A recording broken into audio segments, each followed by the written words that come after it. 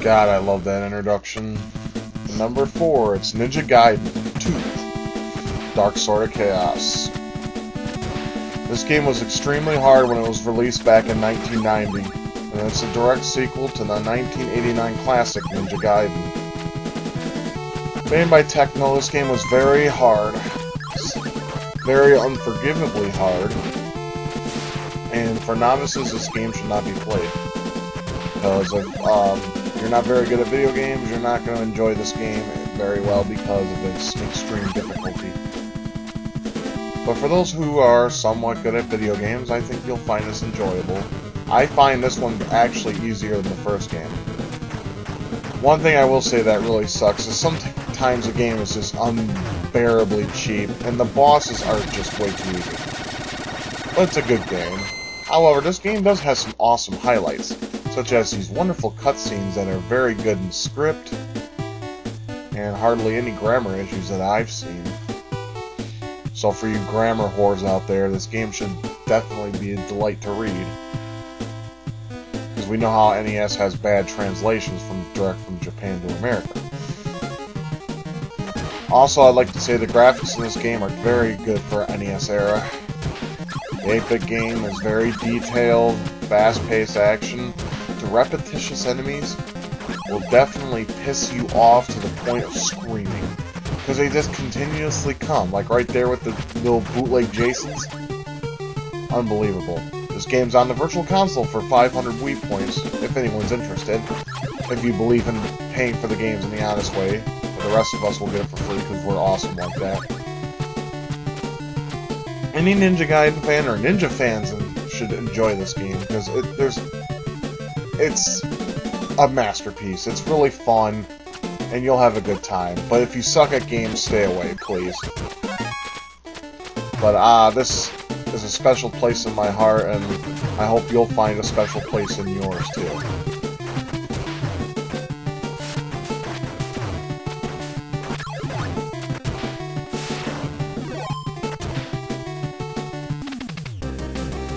Oh yes, Journey to Silius. At number 3. I love this game. Did you know this game was originally supposed to be a Terminator title? But I guess Mindscape or LGN, I forgot either or, had the license to the game, therefore they bought the rights to Terminator 2. Therefore, Journey to Silius had to be its own game. So they just changed the story a little bit, and that's about it really. I mean, I don't know if the bosses would have been the same or whatever, but that doesn't matter. This game kicks a lot of ass. It has one of the best soundtracks in video game history. It's a lot of fun. Definitely if you're a run-and-gun solo adventurer. Now, we all know run-and-gun games are best played with 2 players. That's why Contra exists. But for your solo adventure, Journey to Silius is definitely the game to play. And you'll be having a great time with the soundtrack alone, because it's so good. You'll be humming the tune, it'll get stuck in your head.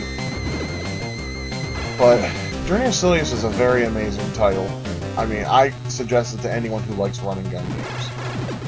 Graphically, it's very impressive. You got different weapons to choose from. I mean, I always choose the handgun, because I got what you like to call a turbo thumb. I can sit there and press the button faster than pretty much anyone I know. Not to be arrogant or anything. This game sadly isn't on the Virtual Console, but I just heard that Sunsoft not only purchased Telenet so we could see Valis soon, but they're going to be starting to put games on the Virtual Console.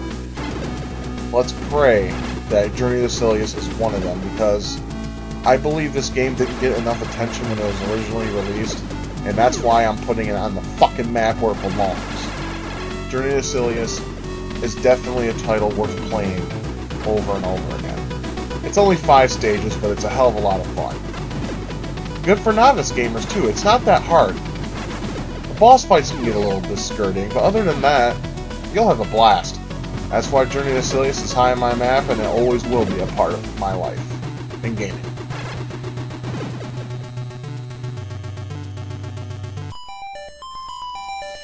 What's that? No Zelda 1? Exactly. Zelda 1 is horribly overrated. When it comes to an epic quest that I remember for life, Zelda II comes to mind. Why? The game is considerably harder. The replayability is a hell of a lot more. And the map is bigger than Zelda 1. But Zelda 1 does have its highlights, but Zelda 2 just overshadows it by all accounts. Graphics are better, lots better. Gameplay's fine-tuned, and I like side-scroll, and this game definitely has it. I've always wished that Nintendo would re-release this game in some light. Just don't make it overhead. Well, for the overworld, that's appropriate, but other than that, I really don't think the game should be redone overhead. The 2D does it with justice, and the level gaming system just gives you a reason to play it longer. Zelda and the other Zelda games, if you know where everything is, the game only takes you a couple hours to breeze through. Except the newer ones. The newer ones require a lot of running around and grabbing this, using this item to do that, etc., etc., etc. Here's a joke me and my friends used to do back in the day. Over here, see this bitch, right? We used to go in there and she'd say, "I can heal you, right?" We thought it'd be cool if she came back out with white stuff on her face. Because you know that she's fucking hitting Link, or Link's hitting her. He probably gives her a nice little facial.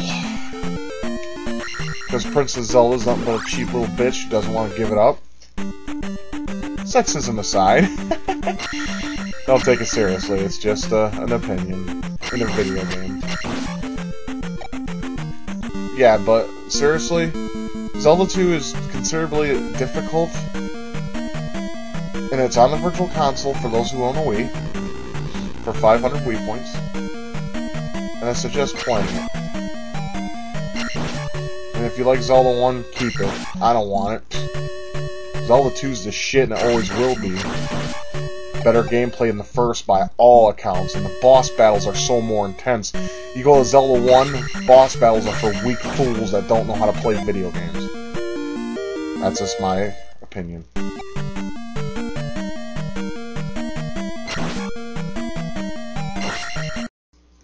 For anyone that knows me personally, this comes as no surprise. Blaster Master, to me, is the epitome of video gaming. A true masterpiece, and definitely earns its place at number 1. There's not enough good things to say about this game. It's everything that I like in a video game. Action-packed, fine-tuned control, different gameplay types, awesome soundtrack, totally out of this world, detailed enemies, everything about everything in Blaster Master is what a game should be. Now, I read on the internet some people's stupid opinions. I swear, people get dumber by the day. They say this game mocks too much of Metroid. Let me tell you something, Metroid is basic and shitty, alright? I cannot stand the first Metroid game. It's very broken in design and needs to be either remade or rethought. Sadly, the creator, Gunpei Yokoi, is dead, and he quit Nintendo after his failure of the Virtual Boy, but anyways, I ain't about that. This is about Blaster Master. Wonderful graphics and sound, excellent gameplay. You can't get any better than Blaster Master, and I mean that. Hell, I'd rather play Blaster Master than most games today. Unfortunately, the sequels of Blaster Master didn't fare very well. They were poorly thought out, and it's a shame. It really is, because Blaster Master was a good game, and just to think of what kind of sequels could have happened from this series. Nonetheless, the first one's the best, and truly a legendary in gameplay. I beat this game on every birthday. Well, that's it for now. Take care of yourselves, and have a good day.